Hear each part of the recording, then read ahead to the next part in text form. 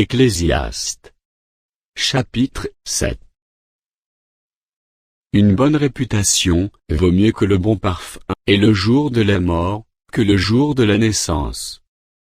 Mieux vaut aller dans une maison de deuil, que d'aller dans une maison de festin, car c'est là la fin de tout homme, et celui qui vit prend la chose à cœur.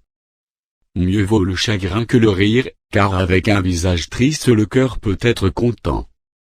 Le cœur des sages est dans la maison de deuil, et le cœur des insensés dans la maison de joie. Mieux vaut entendre la réprimande du sage, que d'entendre le chant des insensés. Car comme le bruit des épines sous la chaudière, ainsi est le rire des insensés. C'est encore là une vanité. L'oppression rend insensé le sage, et les présents corrompent le cœur. Mieux vaut la fin d'une chose que son commencement, mieux vaut un esprit patient qu'un esprit hautain. Ne te hâte pas en ton esprit de t'irriter, car l'irritation repose dans le sein des insensés. Ne dis pas, d'où vient que les jours passés étaient meilleurs que ceux-ci? Car ce n'est point par sagesse que tu demandes cela.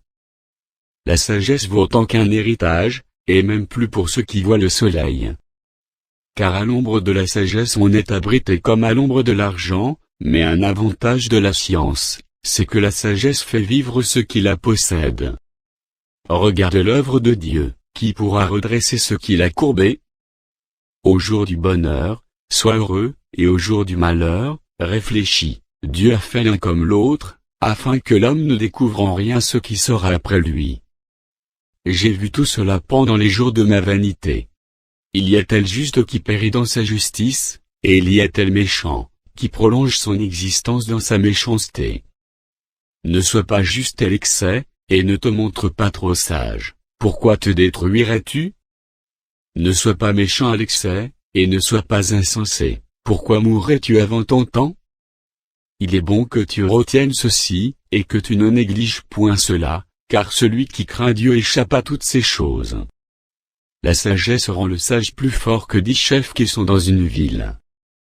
Non, il n'y a sur la terre point d'homme juste, qui fasse le bien et qui ne pêche jamais. Ne fais donc pas attention à toutes les paroles qu'on dit, de peur que tu n'entendes ton serviteur te maudire, car ton cœur a senti bien des fois, que tu as toi-même maudit les autres. J'ai éprouvé tout cela par la sagesse. J'ai dit, je serai sage. Et la sagesse est restée loin de moi.